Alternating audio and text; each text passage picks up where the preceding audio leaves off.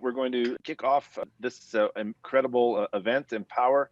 This is an annual gathering of an all ASU IT professional day and now 2-day event. We're very pleased and actually on popular demand to have President Crow back with us. We've got about 20 minutes or so of his time before I think he needs to, if I understand it, peel off. Last year, I think we had about the same amount of time scheduled. And thankfully, President Crow stuck around. So we'll leave it up to President Crow, and we'll turn the floor over to you. Thank you, Lev. Sadly, I can't stick around today. I have a regents meeting, a formal committee meeting that I'm the first presenter at, so I have to be at that. And then we have the announcement of the Pac-12 new Pac-12 commissioner today, which is occurring this morning also, and it happens to be occurring here at ASU. So I've got to be a part of that also. So first, let me thank all of you for really empowering and enabling ASU to be not just a functional, but a hyper-functional, high-service teaching, learning, and discovery institution. You all have delivered the means by which the university has been able to operate, the means by which people's lives have been able to move forward. I've run into students the past 10 days or so around graduation and talking to them, and it's probably hard for some of us to remember, what it's like to be 21 or 22 years old, graduating and heading off. I ran into two just out in the elevator here in our building yesterday, both local Phoenix kids. One was off to a fantastic job in Washington, D.C. One was off to a fantastic opportunity in California. Both had, their careers were launched. And then I was on the phone a few days ago with a woman living in Tucson, single mom, 2 kids, mid-20s, who just was admitted to the Mayo Medical School. Wow. But she never came to ASU as a student. She was an ASU online student and then ultimately graduated in biology. And her dream of becoming a medical student and ultimately a doctor, regardless of her life circumstances, are now achieved and achievable. She's also earned a full scholarship to the Mayo Medical School, one of the most complicated medical schools in the country to get into. There's no way that any of this could have been done without us being capable of running like this Swiss watch I have on my hand that my wife gave me like 20 years ago. And so this thing winds by itself. You never have to think about it. It just works, and it works unbelievably precise and unbelievably well. And that's what you all deliver to us and make as a part of our core culture. So thank you. Let me just say a few things. I'll just talk for a few minutes and then I want to answer questions. And that is, ASU has emerged, I think more than emerged, it is the progenitor, the single most rapidly evolving university in American history, the most representative of a new kind of public university, one that scales, one that focuses on learners of every age, one that has a student body that's completely representative of the socioeconomic diversity and ethnic diversity of the country, one that is capable of engaging across any complexity whatsoever. We have emerged as that institution. And so you need to know that the previous model said that what we're doing isn't possible. The previous model said you can't have large numbers of students and be successful. The previous model said you can't have large numbers of students who come in with B levels of performance in high school and be successful. The previous model definitively said that you can't come in and be a world-class research university and have large numbers of students and have large numbers of very complicated students from every family background imaginable. I mean, basically that was all considered impossible. It was only considered impossible because people before didn't want to do it. They didn't want to build a university that could reach the kinds of students that we're able to reach or create the kinds of environments that we're able to create. And so that has really been a product of 3 very important culture changes at ASU. One has been the emergence of our charter as a reason for our existence. It's why we exist. It's how we hold ourselves up. Inclusion versus exclusion, student success, research that benefits the public, and taking responsibility for the outcomes of our community. So that's one culture change. We're no longer a generic public university we just are paid by the state to teach people. That's what generic public universities do. They're paid by the state to teach people. And in general, that's not going very well across the country. More than half the people that go to public universities, in fact, almost 70% of people that go to public universities don't graduate. Just process that for a second. The second culture change that we have is that we have definitively moved away from a faculty-centric university to a student-centric university. That changes everything. The faculty are here as a part of all of us. We're all here for the same reason, the success of our students. And then lastly, and most importantly, relative to you all, we have become a technologically empowered university. This is not Bologna in the year 1150, and we're sitting around getting, florins from our guild members and the students that are coming from wealthy families to pay our faculty, and we teach in little closeted rooms and so forth and so on. This is a technologically empowered university in every possible aspect.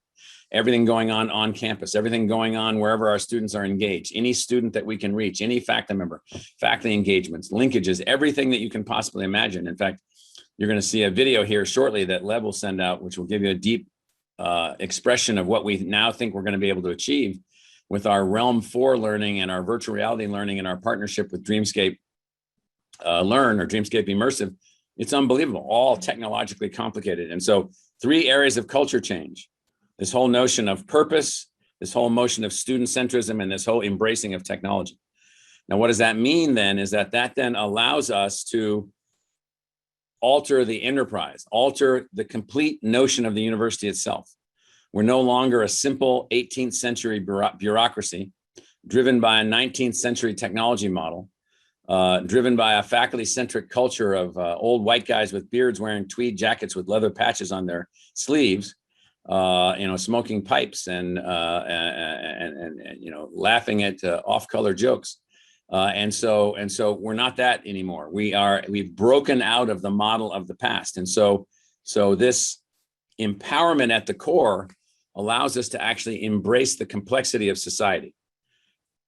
So you all, driving our technology core, empower our ability to embrace and wrap our arms around our digital, electronic, intellectual, creative, and physical arms. So digital to physical, we're able to put our arms around the community and say, we can help advance. And so this notion of scaled projection, the projection of our faculty, the projection of our creativity, the projection of our learning environments, these things are really, really important. And then just as important as that, and almost contrary to it, almost antithetical until you think about it, and then you see that it's not antithetical, is that this same technological platform that you all deliver for us in every possible way allows complete and total individualization of the learning process.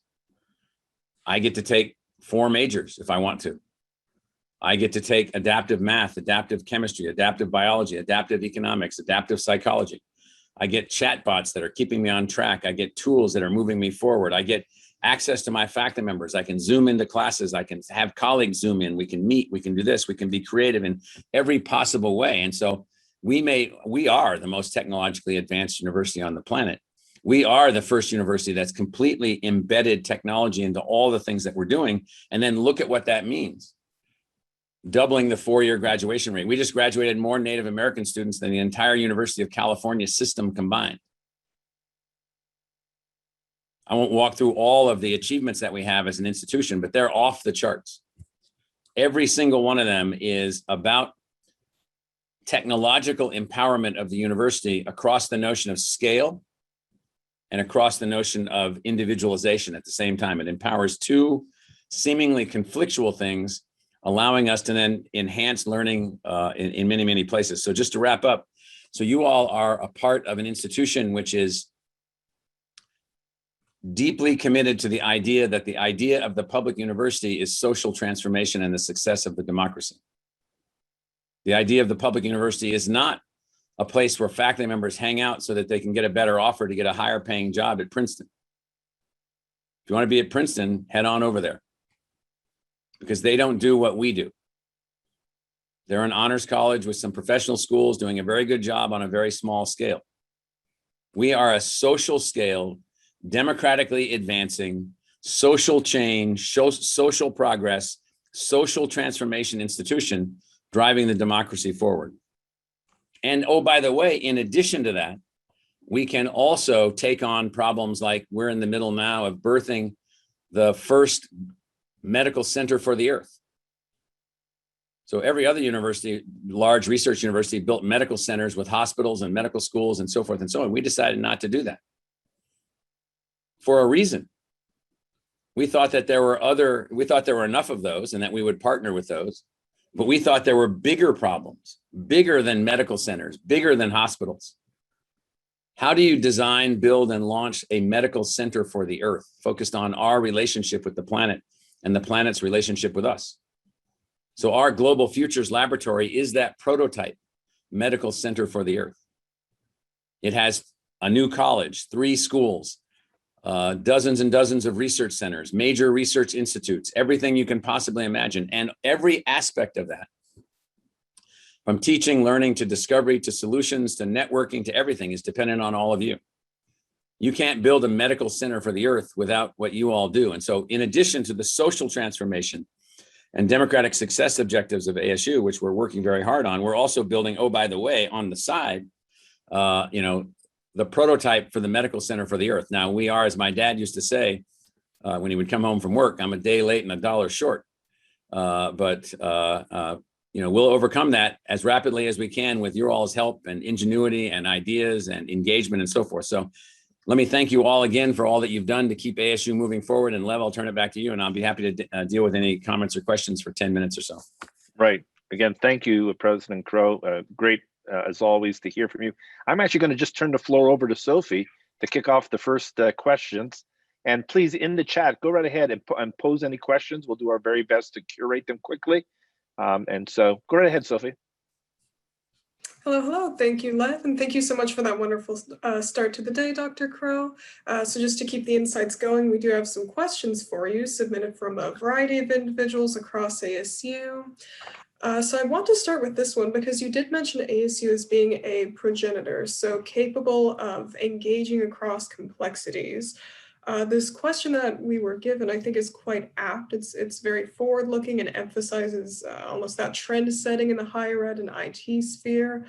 And it's, where have you seen the ASU model or portions of the ASU model, so inclusiveness, realms of knowledge, student access, adopted by other institutions or scaled within the industry? And on that note, do you believe there's interest to follow ASU? Yeah, I mean, that's a very good question. It's often a question where people are concerned about how far we've sailed from the rest of the fleet. And so the rest of the fleet isn't doing its job. So why would we stay with the rest of the fleet? Having said that, we have formed the University Innovation Alliance. There's 10 or 11 other universities that we're working with closely. We've just formed the Arizona Innovation Alliance. We formed the University Design Institute, which now has hundreds of colleges and universities and boards and systems. We have 13 universities in Africa in a network that we're working with through the University Design Institute. So the short form answer is lots of interest, lots of linkages, lots of connections, and lots of cultures where the faculty at other universities say, well, you can't be any good if you're big, and we're in charge, and we don't like these machines or technologies, and we don't like this or we don't like that.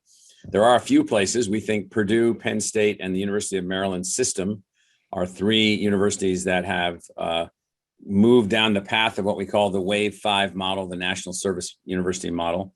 So there's a lot going on out there. It's very hard for universities because we're so competitive. We're not going to show up one day and say, what we've done here is we've taken all the curriculum at UCLA. So ASU is going to take all the courses and the professors' work at UCLA, and we're going to do a great job offering UCLA courses at ASU. Well, faculty just can't stomach that for the right reason. And so innovation in our sector is very, very different, as is evolution.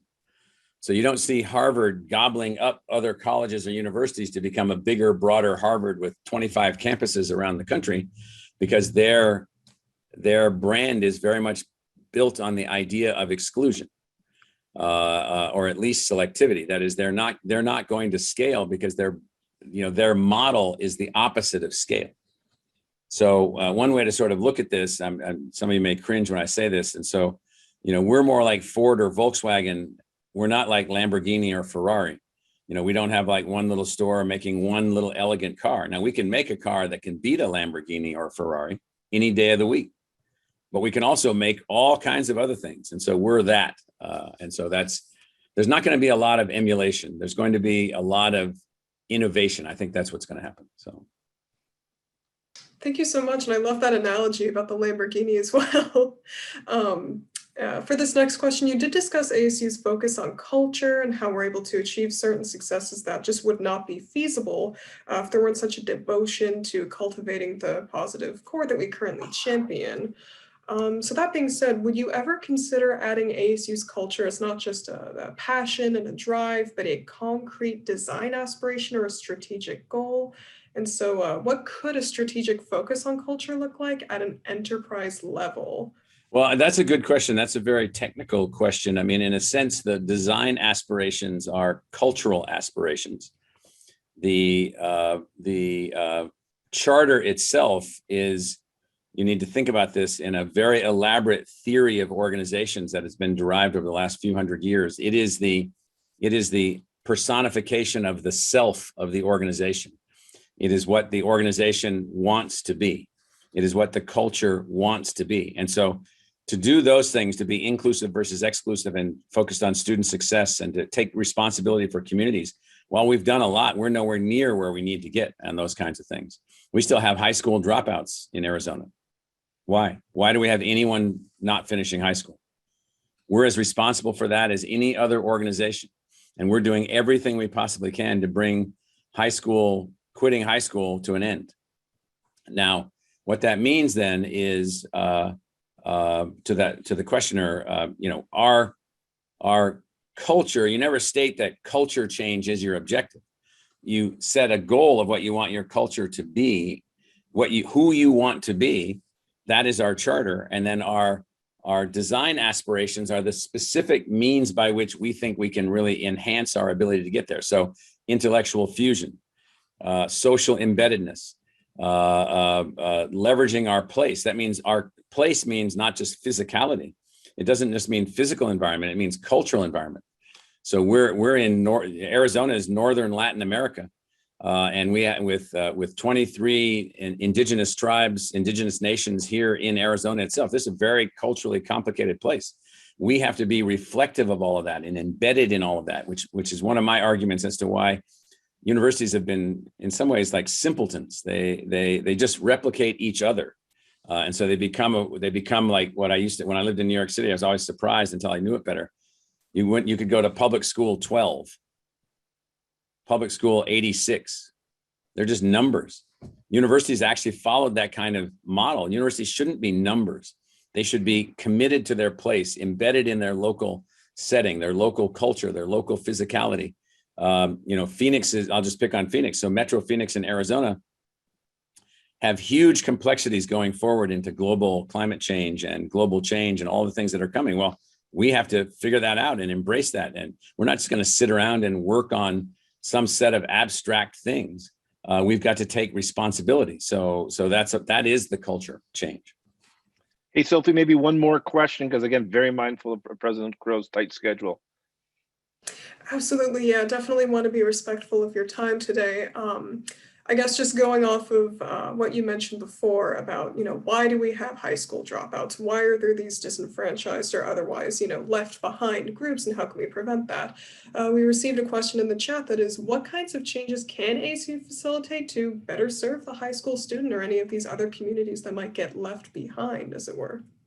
Well, we built ASU Prep Digital, which is the most advanced K-12 learning platform to help high school students that probably has ever been built anywhere. We're offering unbelievable adaptive learning platforms. We're engaged with that. We've launched several physical full immersion K-12 schools throughout central Arizona. We are, for those schools that we've been operating for more than 4 years, graduating every student. So we're demonstrating how that can be done. We have thousands and thousands and thousands of students on what we call college pathways programs who might not finish high school or didn't finish high school. So we've got that going on. We've trained 10,000 teachers during the pandemic in advanced technology-based learning platforms, learning systems. And so we are doing a lot and doing more, even more. And some of the stuff that you all are working on and are a part of, and even small projects that build into larger projects, we're going to be releasing things that, in my view, eliminate the notion that everyone can't be science literate. So unfortunately, we live in a society that is not as science literate as it should be. So they look at things like vaccines and they say, well, what's that? I'm not putting that in my body. Well, that's because you don't know what that is. And so you haven't thought it through because you don't know. You don't even, and so we've got to greatly enhance our science literacy for us to be able to manage the complexities that lie ahead. Well, what I can say is that that starts at K-12, actually starts before K-12, but it manifests itself in K-12.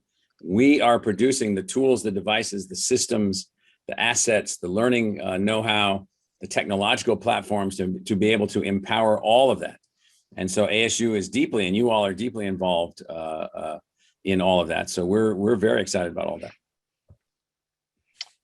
Thank you, Sophie, and thank you so much, President Crow, for taking time this morning to kick off this 2-day professional development opportunity for us.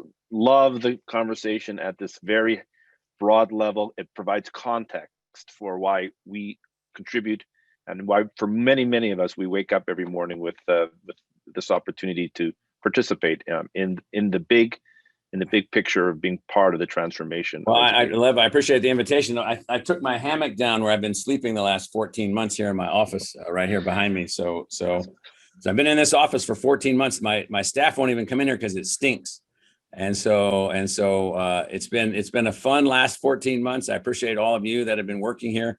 I've got piles of, you can't see what's on my desk here, but I have my sampling kits. I have my all of my liquids that keep my hands sanitized, food, everything that's necessary. But we did take the hammock down, Lev. So sleeping under the desk, it just got a little cramped down there. So, well, I can attest that every time we're talking to each other, you're behind that desk there.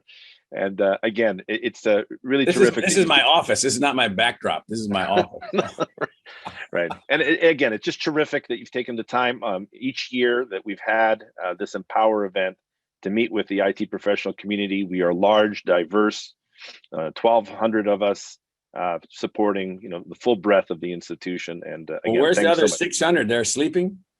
They must be sleeping this morning or joining us, perhaps. No, I know they probably worked all night. We're probably under cyber attack from the Russians, and all these other things that are going on.